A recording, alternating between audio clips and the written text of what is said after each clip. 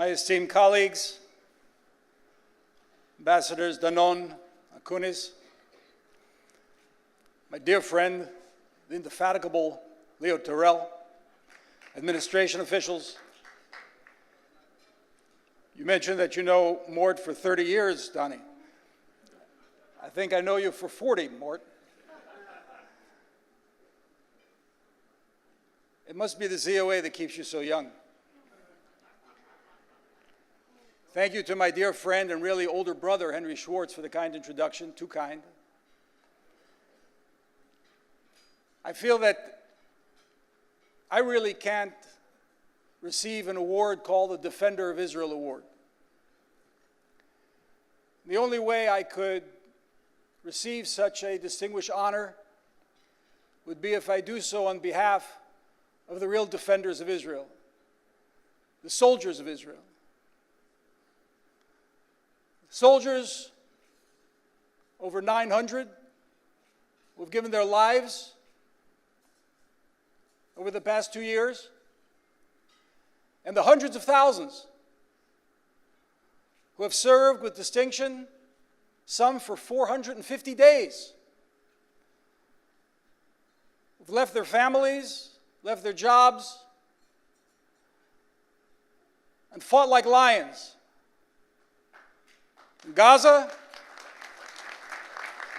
in Lebanon, over the skies of Tehran, over the skies of Yemen, and in places that we still can't talk about. They're the defenders. It's on their behalf that I receive this award. On my first day of the job, January 27th, a Monday, no sooner than I sat down in my chair as ambassador and I received a call from the Prime Minister. He said, "The joke's on you. I'm coming next week." I said, "Do I have 100 days of grace?" He said, "You don't have 100 minutes." And ever since that day, it hasn't been 100 seconds of grace.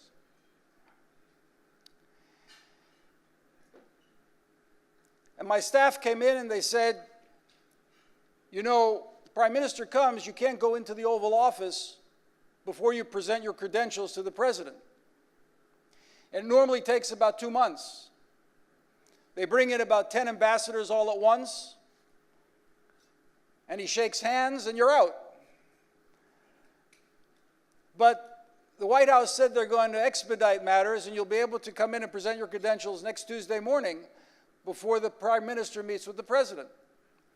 But in order to do so, you have to submit a letter to the Secretary of State.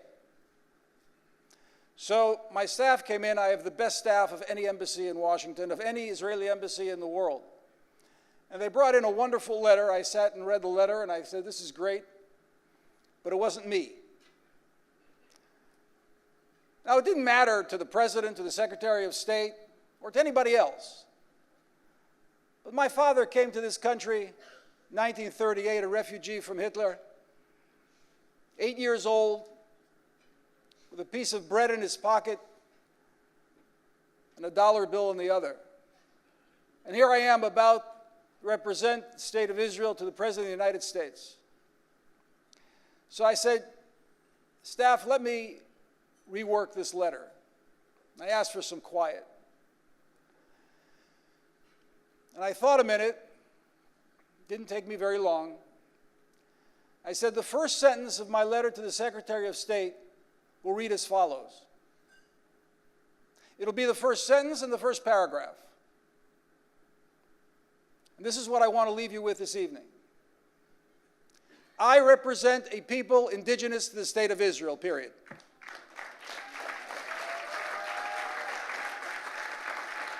Analyze everything that we have faced for 2 years. Analyze everything that we are facing today, and it comes down to that one sentence. If we are not indigenous to the land of Israel, all of them are right, and we're wrong. And everything they do can be reasoned away and deemed moral. And everything we do can be deemed immoral. And what we have to say loud and clear is that we are not conquerors, conquistadors, aliens, colonialists, or occupiers. The land of Israel and the people of Israel were born together.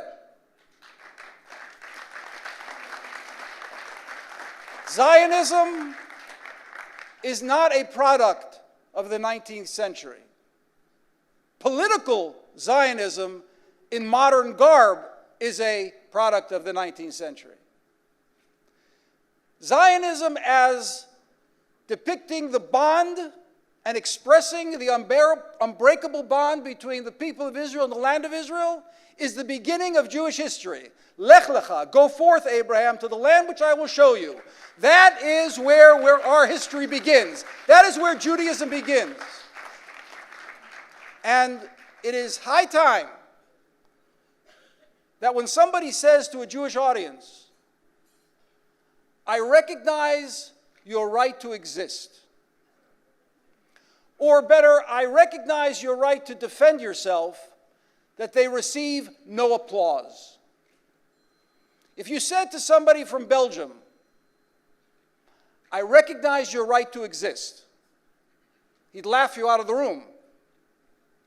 If you said to someone from Burkina Faso, you have a right to defend yourself, he'd wave his hand and walk away. But say to a Jew, you have the right to defend yourself, and we say thank you. Say to the people of Israel, we recognize your right to exist, and we're supposed to bow and say thank you. There is one thing which must draw applause. We must drill this home to everyone speaking to a Jewish audience. I recognize that the Jewish people are indigenous to the land of Israel.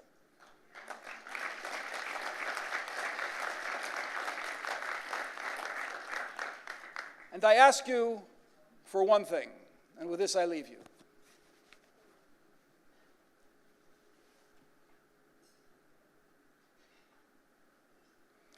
When I would ask my son, my oldest son Moshe, how is it that your knees don't buckle and your back doesn't break when you carry these 60, 70 kilograms on your back and these hikes that never end in the Air Force Special Ops in which you serve? And he smiled and he said, Abba, I add weight. He said, Moshe, you have a wonderful sense of humor, but I'm asking you seriously. He said, no, Abba, I'm very serious. I add weight. Okay, what do you mean you add weight? I said, Abba, it's simple. I add the hopes and prayers and dreams of my bubbies and zadies on my shoulders, and that makes the weight that I'm carrying much easier to bear. And I say to you all, ladies and gentlemen of the great ZOA, add a little weight to your shoulders. The Jewish people needs you. And the first weight you add to your shoulders must be, I represent a people indigenous to the land of Israel. Thank you very much.